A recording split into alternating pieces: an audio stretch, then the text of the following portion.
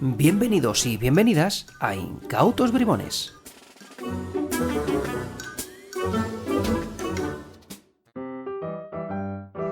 Jesfer, querido y añorado Jesús, se te echa mucho de menos. No tuve ocasión de verte en tu número de cabaret en tus tiempos, pero sí el número completo en un memorable San Juan Bosco que tuvo lugar en el Hotel Vitoria en Madrid, en el que también estaba Fraxo. Después sé que has estado, porque te lo oía contar, haciendo también magia de cerca en el prestigioso restaurante Maite. Y también recuerdo breves encuentros de pie en la SEI antes de las reuniones, cuando contabas, rememorabas tus anécdotas de tu vida profesional por Europa, muchas de ellas junto con el también querido y añorado Fred Katz. Se te recuerda siempre. Bienvenidos y bienvenidas a Incautos Bribones, el podcast de Páginas. Mi nombre es Borja Meyer, soy entretenedor profesional y el capitán de esta aventura audiofónica, como imagino que si sois oyentes habituales estáis cansados ya de escuchar. En este episodio de Incautos Bribones vamos a hablar de uno de los grandes manipuladores españoles de todos los tiempos, un hombre que viajó por toda Europa y que puso la magia donde se merece, en lo más alto. Y es que hoy hablamos en Incautos Bribones sobre Jesfer. Comenzamos.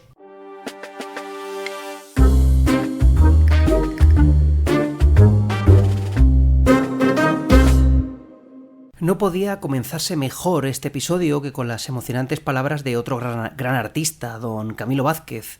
Camilo, uno de los hombres que ha vivido los grandes momentos dorados de la magia española. Y hoy, para hablar de Jesfer, un hombre que, como decía en la introducción y como descubriremos a lo largo de la charla de hoy, viajó por multitud de países europeos, se codeó con los más grandes y alcanzó un grado de excelencia tal que deberíamos tener presente a este gran artista en la actualidad como uno de los grandes representantes de la manipulación española de todos los tiempos. Para hablar de Jesfer tenemos a otro grande, Armando Gómez, premio Ascanio, fue presidente de la SEI y entre otras muchas cosas es uno de los capitanes de Grada Mágica junto a Miguel Gómez. Así que sin más dilación, comenzamos. Bienvenido, Armando Gómez, a Incautos Bribones. Hola Borja, muchas gracias. Bien hallado. Es un placer estar aquí en Incautos Bribones y responder a todas las dudas y preguntas que tengas sobre algún artista o quien tú quieres que hablemos. Pues hoy, Armando, no vamos a hablar de cualquier artista. Hoy queremos hablar en Incautos Bribones de un grandísimo manipulador del siglo pasado que, por desgracia, estoy seguro que una importante parte de nuestros oyentes no conoce, pero esto se va a solucionar hoy. Así que vamos a comenzar por el principio, brevemente. ¿Quién fue Jesfer? Bueno, me preguntas que ¿quién fue Jesfer? Pues Jesfer fue un ilusionista madrileño que nació en el año 1937 aproximadamente, que debutó muy joven, que fue profesional durante muchos años, un profesional muy cotizado, tanto en las salas de Madrid, en la época en la que Madrid había unas salas de fiesta fabulosas y se contrataban muchos magos, y que después tuvo una carrera profesional grandísima y súper reconocida en Alemania. Él conoció y actuó con grandes figuras como Kaps, como Vermeiden, en fin, como muchísimos magos de renombre de aquella época, y que luego posteriormente volvió a Madrid y dejó de ser mago profesional y empezó a ser mago aficionado, pues que, bueno, creó una familia y él ya decidió salirse del mundo, digamos, del espectáculo en cuanto a ser profesional de él, ¿no? Y vivir de él, porque quería asegurar, pues, la manutención de su familia, supongo. Y ha sido aficionado durante muchísimos años. Incluso se le concedió en un momento dado la medalla de oro al mérito mágico de la Sociedad Española de Ilusionismo, medalla que no tiene todo el mundo, obviamente, porque hay que tener una serie de condiciones y de cualidades mágicas, pues que no reúne todo el mundo. Bueno, pues yo creo ya, Armando, que lo primero que nos queda claro es que Gesfer no es cualquiera. Pero bueno, vamos a avanzar un poquito para ver vuestra relación. Coincidiste con Gesfer, así que cuéntanos cuándo y cómo conociste a este gran artista. Verás, la primera vez que yo vi a Gesfer, o sea, yo le conocía de la sociedad y demás, pero no lo había visto nunca actuar, porque obviamente cuando él ya se retira, pues yo todavía no había entrado en el mundo de la magia. Pero cuando yo le conocí en la Sociedad Española, perdón, le conocí en el CIP, el Club de Ilusionistas Profesionales, y bueno, hablaba con él y demás. Y un día le vi actuar. Y mira, a mí con independencia de las cosas que hizo, que estaban fantásticas, lo que primero que me llamó la atención es cómo pisaba el escenario, cómo estaba en escena, cómo miraba al público, cómo le daba el plexo, el plexo solar, es decir, el pecho al público, cómo miraba a un lado, cómo miraba a otro, cómo hacía las pausas. Brutal. Esa parte para mí fue como un choque, ¿no? De decir, esto es otra cosa, estoy viendo otra cosa. Después, efectivamente, él hacía unos números fantásticos, tenía cosas propias, en fin, tenía. Quizá los magos españoles que le han conocido ya hacia más hacia ahora, le conozcan pues porque él puso de moda en España un efecto que era la Belle de Nuit, la Bella de Noche. ¿Eh? Él la hacía como nadie, como nadie, como nadie, era increíble. Yo estaba enamorado de esa bola, incluso, bueno, luego él la fabricaba, yo le compré varias, monté una rutina, fui muchas veces a su casa para verla y era sencillamente encantador. Pero sobre todo, yo a los jóvenes les diría que no se fijen tanto en si hace un juego de una manera o de otra, sino en su pose de artista, en su pose de persona que sale al escenario, que ha pisado los escenarios mejores del mundo y que sabe cómo hay que estar ahí y qué hay que hacer. Era brutal. Claro, bueno, Gesfer era una excelentísima persona. Él vivía muy cerquita de donde vivía también Ramón Riobó, vivía aquí en el barrio de Pacífico y en una callecita de bajada y en una casa pues, de esa época, ¿no? Y yo he estado muchas veces en su casa. Él, después de que yo le conociese y ya entablara cierta amistad con él, pues él me ofreció ir siempre que quisiera a su casa y demás a hablar de todo lo que fuera menester. Entonces, pues fui muchas veces, pero sobre todo lo que más recuerdo de esas charlas y esas cosas era cuando después de las 6, de la reunión de las 6, que solía ser los lunes, me pasaba lo mismo que me pasó también con Arturo, que muchas veces yo le acercaba a su casa, porque me pillaba, yo vivía cerquita, yo vivía por la parte de Torre España, entonces más o menos me pillaba de paso y le llevaba. Y entonces todo ese viaje era que podía durar media hora, tres cuartos de hora, porque luego nos solíamos quedar hablando. Era fantástico, ¿no? Porque hablábamos no solo de magia, que también hablábamos de magia de vez en cuando, pero sobre todo hablábamos de la familia, pues él me contaba cosas de sus hijas, yo le contaba cosas de mis hijos, su hija pequeña y mi hijo mediano los dos habían estudiado lo mismo, ingeniería química, entonces él me contaba cómo había su hija entrado a trabajar ¿cómo se llamaba esto? En Ingenierías Reunidas o algo así se llama la empresa esta. Y en fin, hablábamos no solo de magia, sí, que también hablábamos de vez en cuando, pero sobre todo hablábamos de la vida, de cómo iban las cosas y demás. Y cuando ibas a su casa, pues era fantástico, porque te contaba ya no solo sus cosas, te enseñaba sus cosas de magia y demás, sino que muchas veces hablabas a lo mejor de otra gran figura. Por ejemplo, pues él había tenido muchos contactos cuando Fraxon se vino a vivir ya a Madrid, y entonces pues te contaba cosas, te enseñaba cosas que él tenía, que le había regalado Fraxon, como la Ulet y en fin, una serie de cosas que eran absolutamente fantásticas, ¿no? Entonces, pues digamos, la gran amistad que conseguí formar con él, y conocía a su mujer, conocía a sus hijas, pues vino un poco por ahí, ¿no? El cómo juntarnos y cómo estar después de las reuniones, pues charlar de la vida en general, ¿no? Estupendo, Armando. Bueno, quedan ahí acreditadas esas credenciales de sobra para hablar sobre Hesper. Y bueno, Hesper, has comentado a Fraxon. Hesper actuó en salas de fiesta, viajó por Europa, al parecer fue amigo de Caps. Cuéntanos un poquito su historia para que le conozcamos un pelín mejor. A ver, Hesper, siendo muy jovencito, él le gustaba mucho el ilusionismo, claro, y hacía sus actuaciones y demás, pero dentro de un círculo pues restringido. Por esa época había en Madrid muchas salas de fiestas y se programaban muchas cosas, y concretamente en el Retiro había 2 salas de fiesta. Estaba el Florida Park y estaba una sala que ya desapareció, que era seguramente la más famosa en aquella época, que era Pabellón. Pabellón era una sala enorme donde venían los mejores artistas del mundo, no solo de España. En el año 1953, Pabellón contrata a la estrella mundial del momento, una señora que se llamaba Josephine Baker, súper famosísima, muy conocida y demás. Entonces Josephine Baker, cuando llega aquí a Madrid, dice que para complementar su espectáculo, ella quiere alguien que no cuente chistes, que no sea un humorista, que por supuesto no cante y que no hagan unas determinadas cosas. Entonces el dueño de Pabellón en esa época pues había conocido a Hesper, que entonces era muy jovencito, claro, y le dice: no te preocupes, que te voy a traer a un artista que va a ser de tu agrado y no va a haber ningún problema. Y entonces trae a Hesper, y Hesper actúa en Pabellón con muchísimo éxito porque él era muy buen mago y muy gran manipulador. Y está trabajando durante toda esa época. En el 58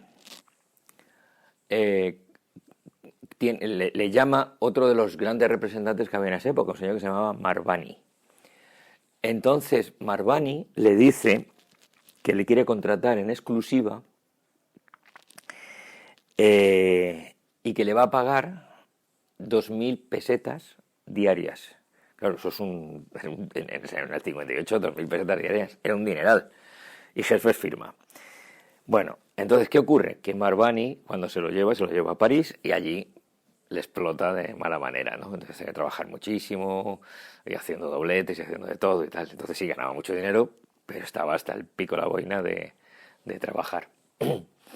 Y entonces se produce un hecho, y es que le sale la posibilidad de actuar en las bases americanas que había en Alemania.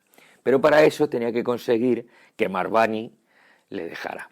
Entonces el representante que le llevaba, otro representante que tenía, o la persona que iba a hacer lo de las bases, convence a Marvani dejándole a otro artista. Marvani dice vale, y entonces libera a Hesper para que pueda ir durante 6 meses a hacer actuaciones prácticamente todos los días en las bases americanas. Eso es en Alemania. Entonces va a Alemania y está actuando por allí. En Alemania le gusta muchísimo a la gente y entonces empiezan a contratarle, ya después de ese periodo de 6 meses, empiezan a contratarle en cabarets, pues en fin, ya empieza a ser... Y ahí es donde trabaja con los artistas famosísimos de esa época, como Caps y demás. Tengo que contar una cosa, que bueno, luego contaremos con alguna anécdota, pero previo a eso, antes de todo esto, digamos, cuando él está empezando y demás, viene a España Ricciardi Jr. En España Ricciardi Jr. está en Madrid, creo que era en el teatro que hay en la Plaza Benavente, creo que era ahí donde estaba, y entonces Hesper va todos los días a verle, todos los días, y sabía el número de memoria. Y entabla amistad con Ricciardi, mucha amistad, incluso, o sea, puede entrar a camerinos, conoce a la mujer, a la madre de Ricciardi, y está por ahí. Ricciardi era un señor que, bueno, le gustaba también darle un poquito a la priva, según decía Hesper. Y entonces un día Ricciardi no aparece, la hora de la función, y Richardi no aparece. Entonces, bueno, Richardi le llamaba a Hesper pelao. No sé muy bien por qué. Le decía, tú pelao, ven para acá, tú pelao, ¿no? Le llamaba pelao. Bueno, Richardi no aparece. Entonces la madre de Richardi, preocupadísima, dice, pelao, ven para acá.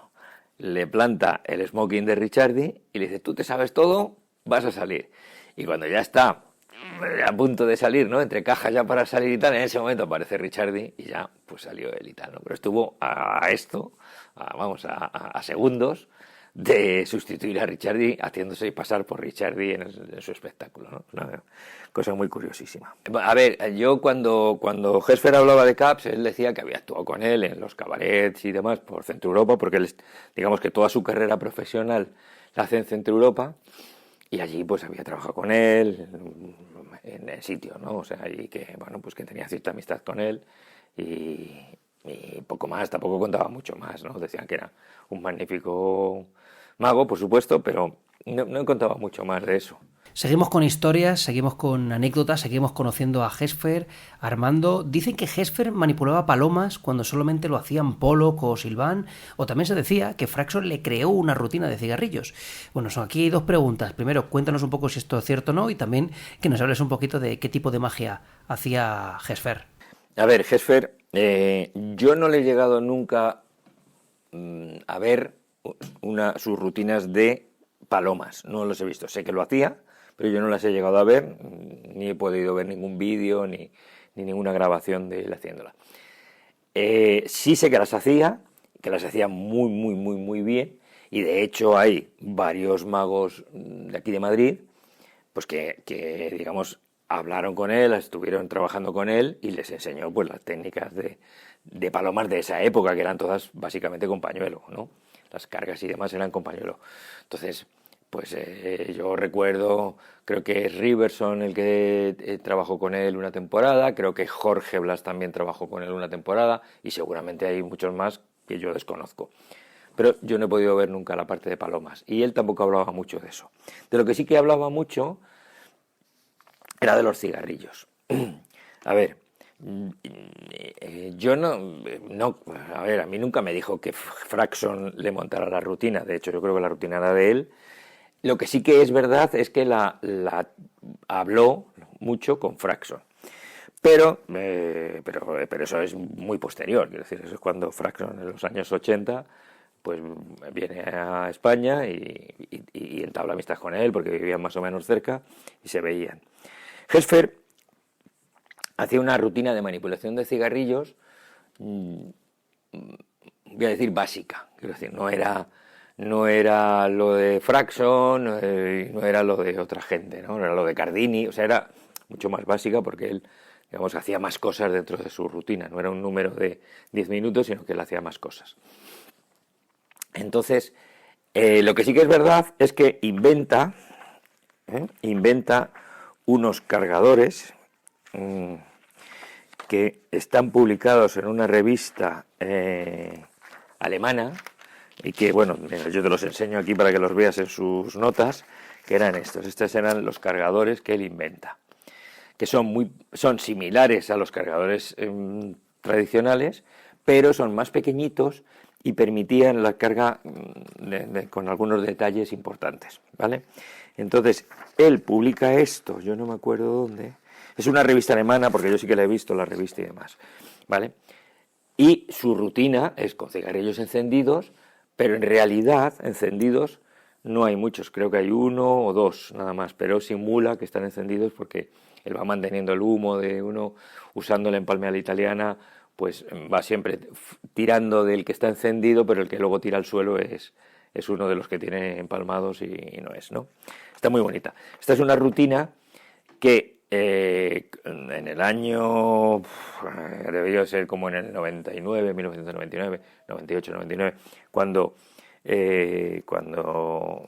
Miguel era vicepresidente de la SEI, yo era el presidente, y nos fuimos a la primera SEI, que ya era SEI propia, digamos, en el Alto Extremadura. Yo le convencí a Hesper, afortunadamente eso sí está grabado, yo convencí a Hesper de que diera una charla solo con esto, ¿no? Entonces él montó estas notas de conferencia que dice rutina Gesfer de manipulación de cigarrillos, donde contaba toda la rutina y demás. Estaban los esquemas de los cargadores. En fin, esto es ves que están aquí, con todos los esquemas, todo lo regaló a la SEI, ¿no? Y esa rutina, la verdad es que era muy todoterreno, muy de poder. Bueno, a la fortuna, desgraciadamente ahora no se pueden hacer las rutinas de cigarrillos, pero la rutina estaba muy bien. Estaba muy bien. Sé que la habló con Fraxon muchas veces y no sé si la depuraría en algunas cosas, pero la rutina era suya y yo no tengo constancia de que fuera una rutina que le montara Fraxon a él, ¿eh? No, porque además era todo de la época que él estaba en Alemania y Fraxon no estaba en Alemania, Fraxon estaba en Estados Unidos. Tema aclarado, cuestiones solucionadas y continuamos, porque imagino, Armando, que le viste actuar alguna vez y creo que sería interesante para nuestros oyentes saber cuáles eran sus efectos credenciales, es decir, cuáles eran los efectos que más presentaba ante el público y cuáles el público más celebraba. A ver, los efectos que más le representaban, ya en la época en la que yo le conozco, que evidentemente no fue su época profesional, porque, bueno, voy a contar esto porque quizá un poco desconocido a la gente. Gesfer, cuando estaba estudiando en Alemania, cuando estaba trabajando en Alemania, tenía bastante tiempo libre, porque solo tenía que actuar, imagínate, no recuerdo cuándo, ya no me acuerdo cuándo me dijo, pero los fines de semana, y durante toda la semana él estaba ocioso, digamos, ¿no? Libre. Entonces él se dedica a estudiar y se hace una ingeniería, se saca una carrera de ingeniería. Cuando él ya decide volverse aquí, dejar de ser profesional y entrar él entra en la empresa que se llamaba Técnicas Reunidas, que antes lo he dicho mal, Técnicas Reunidas, y él entra trabajando allí en su puesto de trabajo y demás, y deja la magia desde el punto de vista profesional. Él comentaba una cosa, que esto lo he comentado muchas veces con él, porque claro, a mí me pasaba lo mismo, yo trabajaba en otra empresa y hacía magia. Y él no le gustaba decir en la empresa que era mago, porque había tenido una mala experiencia con alguien que le había visto y que le había reconocido y que luego le decía, a ver, haz alguna de esas tonterías tuyas que haces y tal. Y entonces eso le sentaba fatal y él no quería tenerlo completamente desligado, ¿vale? Que es una cosa que siempre era muy de Gesfer, ¿no? Es decir, yo no digo que soy mago en la empresa es la empresa y esto es otra cosa. Entonces, de la parte que yo ya he conocido, porque yo no he conocido la parte profesional, ¿no? Pero de la parte que yo he conocido, sus juegos credenciales, que eran los que hacía, digamos, siempre que actuaba, por las veces que yo le he visto actuar, era la rutina de cigarrillos, que era muy bonita, de hecho está grabada y se puede ver perfectamente en vivo y demás, y sobre todo, La Bella de Noche. Él, por supuesto, no inventa La Bella de Noche. La Bella de Noche es un juego conocido, pero cuando él la trae desde Europa y viene aquí, en España La Bella de Noche no se hacía o lo hacía muy poquita gente, no era un juego. Entonces, cuando él la trae, en esa época seguramente eran más las zombies y demás, ¿no? Entonces, cuando él trae La Bella de Noche, claro, es un concepto muy distinto, es muy bonito. Entonces mucha gente empieza a hacer La Bella de Noche en España. Y además él tiene una cosa muy buena y era que él aprendió a fabricarlas. Y entonces él compraba, en época de Navidad, compraba las bolas estas de Navidad grandes y las trabajaba, en fin, las cortaba, las llenaba, las ponía unos pesos. Yo tengo como 3 o 4 suyas de varios tamaños. Y también lo que él llamaba la carga, que en realidad es el hilo, él lo llamaba la carga, pues te explicaba cómo tenía que ir y tal. Yo he trabajado muchísimas veces con él, la rutina y tal. Y él decía una cosa que era muy interesante y decía, esta rutina, La Bella de Noche, tiene 10 pases, no tiene más. O sea, empeñarse en hacer otras cosas no va. Pero es muy curioso porque hasta el último momento él seguía trabajando y llegó a un final que era muy distinto. Y era el final que él montó cuando, digamos, un poco, bueno, unos años antes de morir, él hacía La Bella de Noche, él tenía 2 botones de nácar limados y demás por donde pasaba el hilo, que estaban perfectamente limados para que el hilo no sufriese, pero en el último momento de su rutina subía la bola y cuando estaba la bola en el medio, abría los dedos y hacía el pañuelo y se caía y la bola se quedaba flotando en el medio y ahí terminaba, que es un final completamente distinto que no tiene nada que ver con otra cosa.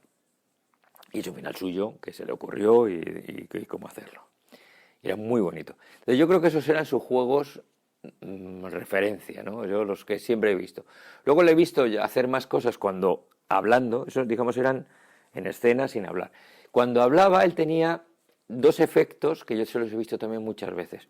Uno que era el del perfume de la espectadora, que era digamos que les iba dando un papel en la mano y al final ese papel que era una rosa olía, ¿no? Que era una rosa que se había hecho y olía a rosas o olía al perfume que el espectador o la espectadora en este caso quería y le olía a eso. Y otro que era fantástico, cuando yo se lo voy a hacer era brutal, que era la Aulette de Fraxon, la grande esta que es un pedestal enorme, grande y tal, que es una gigante, que hay algunas fotos de Fraxon publicitarias con eso. Y yo siempre que le he visto ese efecto a mí me parecía brutal. No era suyo, era de Fraxon, pero él lo hacía como homenaje a Fraxon y era espectacular. Era espectacular. Y yo creo que esos son los juegos más de referencia que yo siempre le he visto. Pero es verdad que seguramente en las épocas en las que estaba en Alemania, pues tendría otros también, haría otras cosas, claro. Fantástico, Armando. Y no obstante, te voy a pedir una pequeña aclaración. Cuéntanos un poco, que por si acaso, yo sinceramente en ese momento cuando lo comentábamos no lo sabía. Quizás alguno de nuestros oyentes no tienen idea de qué es eso de La Bella de Noche, así que si nos lo puedes aclarar, seguro que algún oyente me dice, gracias Borjo, te lo agradezco, hijo. La Bella de Noche es una bola flotante que va con un pañuelo traslúcido, transparente, ¿vale? Es un pañuelo transparente. Entonces, la rutina tal y como la hacía Gesfer, él usaba el velador sombrero, ¿no? Entonces él ponía el velador, la chistera, y ahí estaba la bola. Entonces, cuando empezaba a hacer la rutina, cogía el pañuelo y detrás del pañuelo la bola salía por detrás del pañuelo, ¿no? Entonces ya se va hacia el público y la bola pues sube, baja, va hacia una esquina, va hacia otra, en fin, va haciendo esto. En un momento dado sube y pasa delante del pañuelo. Todo el rato que ha estado detrás del pañuelo se ve porque el pañuelo es transparente, digamos, ¿no? Pero en un momento dado, pum, pasa por delante, entonces por delante vuelve a hacer un recorrido por donde el pañuelo. Luego él soltaba una de las esquinas, con lo cual el pañuelo caía en diagonal y la bola dentro del pañuelo subía y bajaba, ¿vale? Subía, bajaba, luego la volvía a coger, ahora la bola volvía a pasar por detrás del pañuelo y ahora se iba hacia el sombrero, ¿vale? Hacia la chistera y la bola entraba y lo dejaba caer. Eso es como lo hacía normalmente. Cuando hizo ya luego lo del pues terminaba de frente al público, estaba la bola ya aquí flotando en el medio, abría los dedos y el pañuelo caía y la bola se quedaba en el aire flotando y un blackout y ya está. Esa era La Bella de Noche. Aclarado perfectamente, Armando. Y ahora, para ir terminando, seguro que Gesfer debió vivir un montón de anécdotas. Entonces, si nos puedes contar alguna, seguro que nos va a gustar y sobre todo nos va a servir también para armarnos una idea de las experiencias que vivió el protagonista de hoy. Bueno, mira, la verdad es que a mí me contó muchas, incluso alguna la publicó, está publicada en algún sitio, pero hay otras muchas que no están publicadas. Por ejemplo, cuando hace su debut en lo de las bases americanas en Alemania, en el viaje desde París a Alemania, a Berlín o a donde fuera, pues le pierden las maletas. Entonces llega al sitio, tenía que actuar ese día y no tenía maletas. Y entonces, bueno, pues improvisa allí como puede, hace no sé qué. Y cuando termina todo, le viene el dueño de aquello y le dice, ¡buah! Maravilloso, lo mejor que he visto en mi vida. Y dice, joder, pues vaya, no está mal, ¿no? Después de haber perdido todas las maletas, hago aquí un batiburrillo de cosas, pues tal, ¿no? O sea que esto estuvo muy divertido. Seguramente bueno, ya te he contado la del pelao, y la más divertida seguramente sea el cómo llegó a ser bombero honorífico de la ciudad de Dillinger. Creo que se llama así, Dillinger, o que son nombres alemanes, pero vamos. Él estaba trabajando en Luxemburgo, entonces le contrataron para ir a actuar a una ciudad alemana que se llamaba Illinger, ¿vale? Entonces sus conocimientos de alemán eran reguleros. Total, que él llega al pueblo y se va al centro donde se hacía aquello. Parece que en Alemania hay como algo parecido a lo que hay aquí en España de los centros culturales, ¿no? Pues debe ser como una casa del pueblo donde allí se hacen todas las cosas y tal.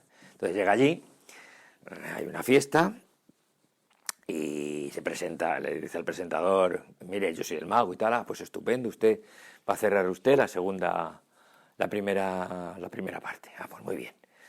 Entonces él se prepara tal, sale, hace su número, y allí la gente, wow, maravilloso, no sé qué, no sé cuántos y tal. Entonces, cuando acaba el espectáculo, le está allí esperando a cobrar, ¿no? Dice, bueno, ahora me pagarán. Total, que vienen y le dicen, ha sido maravilloso, lo suyo, tiene usted que decirnos quién ha sido el que le ha traído aquí, porque es que de verdad ustedes... Entonces ya empieza a mosquearse así un poco, como que el que me ha traído aquí, ¿esto qué es? Y entonces le dice, sí, porque esto es una fiesta de los bomberos de la ciudad. En Alemania, en esa época, los bomberos eran voluntarios.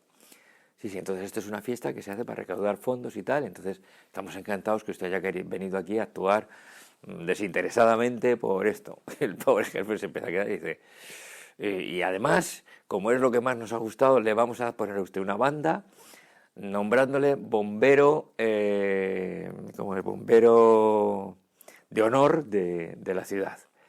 Y se queda así, bueno, le ponen la banda, le ponen no sé qué, y dice, pero vamos a ver, ¿esto cómo se llama? Dice, este pueblo se llama Dillinger. Dice, pero esto no es Illinger. Dice, no, esto es Dillinger. Illinger está un poquito más para allá. Entonces coge, pues muchísimas gracias. Y tal como estaba, cogió todos los trastos y salió corriendo para el otro pueblo que estaba unos kilómetros más para allá.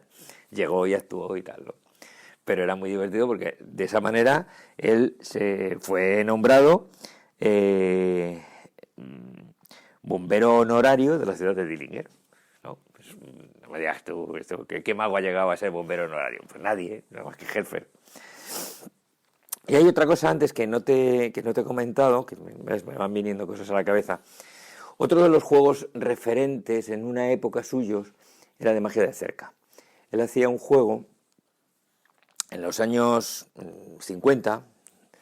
Jean Carles trajo a España un juego que era un vasito de plástico y entonces echabas monedas y las monedas salían o no salían porque le aplicabas un imán que llevabas escondido en la mano, ¿no? Entonces aplicabas el imán, la moneda caía o no la aplicabas. Entonces, esto está documentado en una revista de ilusionismo de la Sociedad Española de Ilusionismo.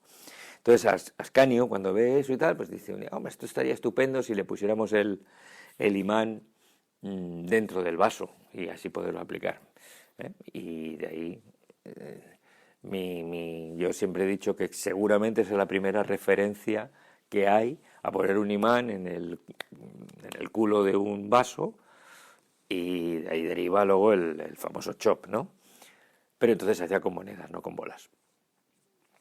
Bueno, el caso es que esta idea se lleva a Barcelona y la ve el presidente del CEDAM de aquella época, ¿no? Que se llamaba Maimó, el de la Escuela Radio Maimó, pues ese. Entonces Maimó se fabrica unos vasos y tal, y no sé qué.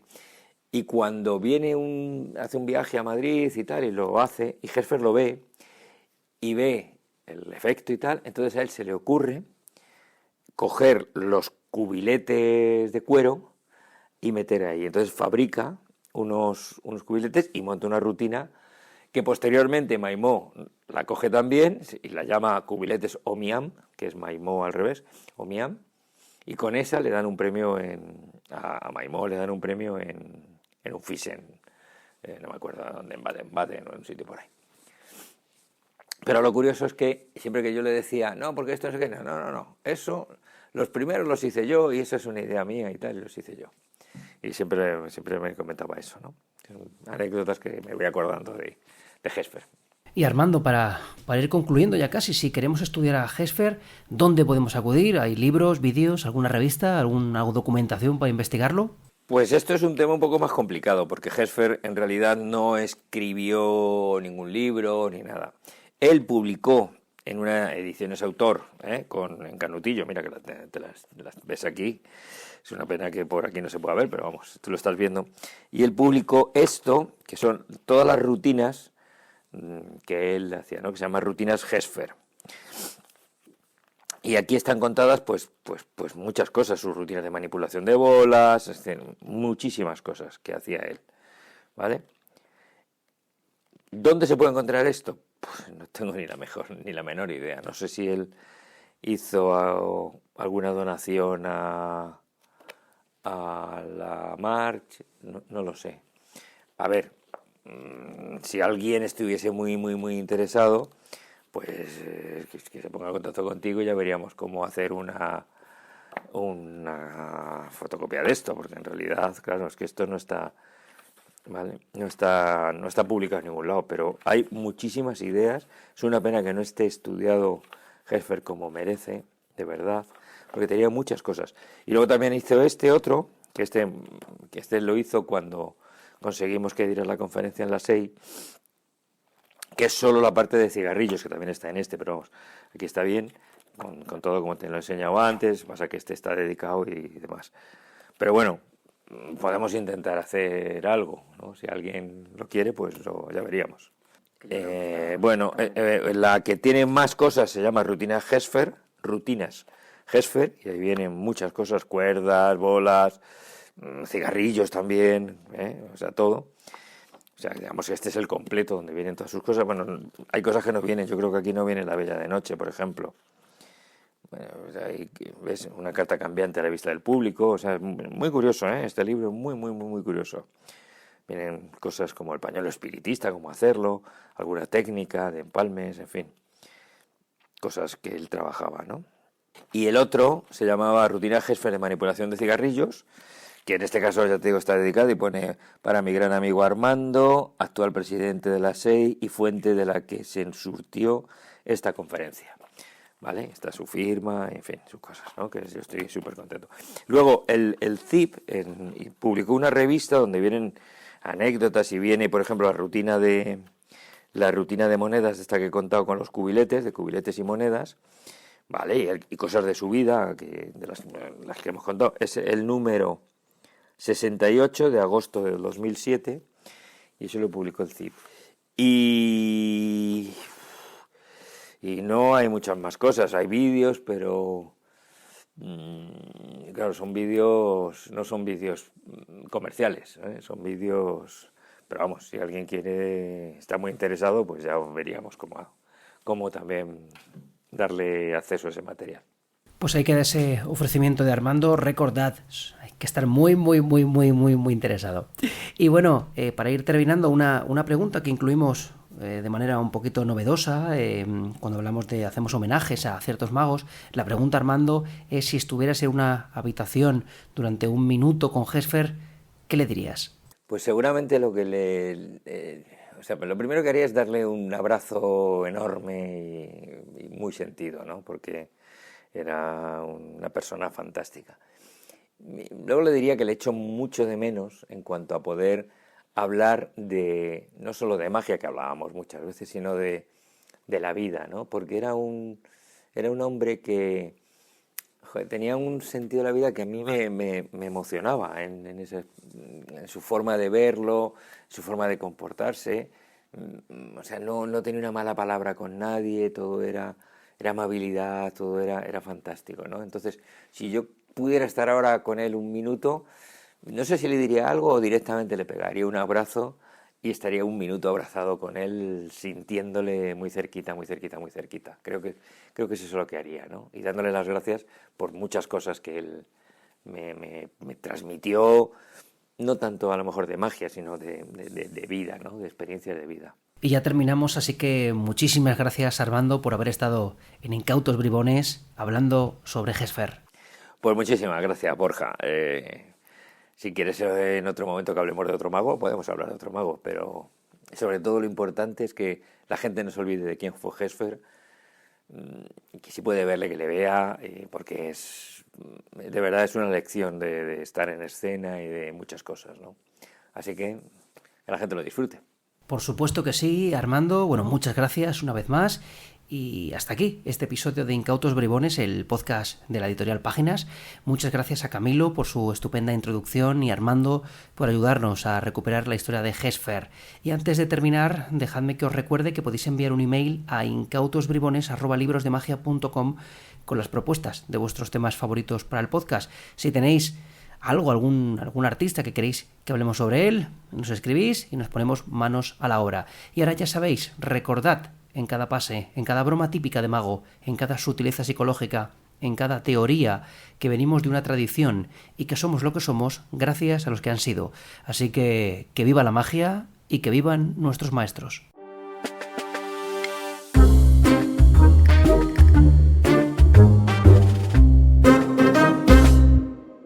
Y esto se acaba, pero antes, si aún no lo has hecho, suscríbete a Páginas en un clic, nuestra newsletter, entrando en librosdemagia.com.